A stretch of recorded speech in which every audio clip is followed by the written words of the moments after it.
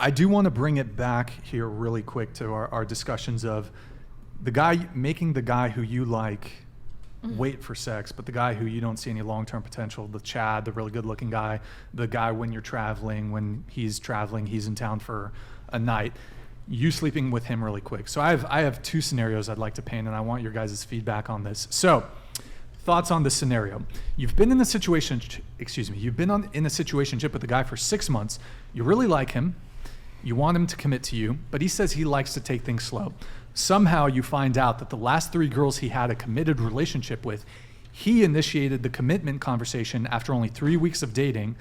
How does that make you feel? Well, if he got through 3 relationships, like if 3 of them didn't work, maybe he does need to slow down, you know, like why 3 weeks in you're talking about commitment? I don't think 3 weeks is even enough time to know if you want to be committed to a person. I actually don't think that 3 weeks, depending on how many times you've hung out with someone, is all that long. It's exactly. So it's like she's finding out, he had this conversation 3 weeks after with these girls. You shouldn't feel the type of way. You should be lucky he's not having that conversation with you. I would be scared if a guy was talking about committing to me after 3 weeks. Like, barely know me. So it's like maybe he learned his lesson. It was like, all right, good. At least you're not trying to commit in the first month. Let's take it slow. But 6 months, I think you need to know what you want by 6 months at least. I think most women would feel like shit. Yeah, 6 months, have a year. No, I mean, like, most women would feel like shit if they found out that, like, the guy slept with the Here, other girls first. let's not hyper focus on the okay, if you think 3 weeks is too soon to have the commitment talk, fine. The point is that in all his past relationships, he initiated the commitment conversation. If you want to change the timeline to 2 months so it's more plausible, that's fine. But he hasn't done it with you. If a guy wants to date you, you'll know that. Like, isn't that, well, that's what I've been learning from the boys. They'll know. And so when a guy usually says, I want to take it slow or whatever, usually that's like a red flag sign. Like, usually 6 months. Or whatever. Usually they know right off the bat after first or second date if you're, obviously they'll get to know you more, but. Yeah. Okay, fine. Let me give you another analogy to try to paint this. Correct. Okay. All right. So, don't shoot the messenger here. So, making a man wait while you smashed the hot dude that you knew you weren't going to commit to, just hooking up with a bunch of dudes. So, making the man wait while you smashed Chad after a few beers on a slow Tuesday would be like me going to McDonald's and while everyone else is eating there paid $1 for that cheeseburger. The clerks look at me and says, "It's $1,000 for you, sir." Means you're special. By the way, this is an analogy. I'm not trying You're to calling fucking... women No, I tried to cheeseburgers. say the same thing earlier. Like, that's exactly my point. It's like you guys, when you say this kind of stuff, it's like, hey, I don't want to commit to you. You're just a hot guy I'm on a date with, so I'm going to have sex with you immediately. And then you meet some other guy who's a gentleman to you. You're like, wow, I see long-term potential. I'm going to make him wait. If those two dudes ever meet, if there was a place where men like that ever shared stories, like the manosphere, then they're not going to allow that behavior. They're going to be like, wait, she didn't make you wait. She let you fuck on the first date, but she's making me wait. For you guys, you think, no. You're a relationship guy. You're special. That's not how he feels, though. He doesn't feel special because you had sex with the other guy on the first date. That's why. Didn't you say you can't tell people how they feel?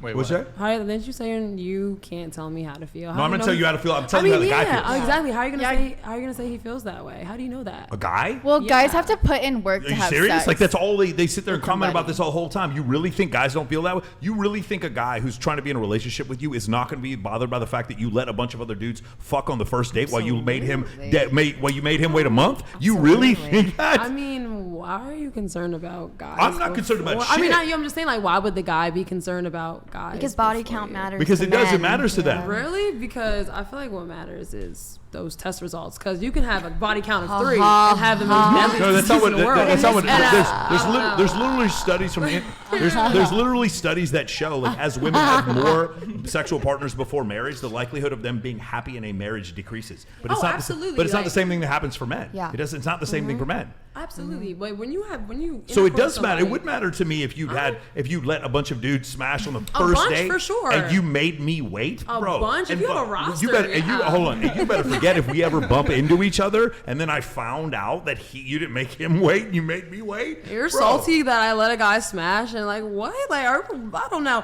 If you have a roster of guys you let smash on the first date, yeah, I'd be a little salty that like I wasn't on that roster. You should just let me smash too. But but it's like if it's like okay, I ran to this one guy that you let smash on the first date, and I'm the one guy that you didn't let smash on the one day. Are you really gonna be salty about that? I think it's yeah, like- I'm telling you, a lot of guys would, Can I yes, say something? unequivocally, most men would, yes, Are you absolutely. serious? I'm not. free. This is not meant to be inflammatory at all. But this is what I was talking about when I say like the chasm between men and women. Like he's trying to tell you that like men feel a certain type of way, and you're trying to say like, well, why? That doesn't make sense. It's like, well, when we talk to men, we want them to understand how we feel in certain situations. Like we need to open our ears. You know what I mean? And like listen to what they're saying. I was just speaking from my experience. Like I wasn't trying to, like, come yeah, at yeah, you or no, anything like absolutely, that. I understand. I've been in relationships. One, I'm not gonna lie. One of my first long-term relationships was not my first. My last long-term relationship, I did sleep with him on the first date, but I didn't see a relationship with him. We still were friends, and it was like, you know what? Maybe we could pursue this after.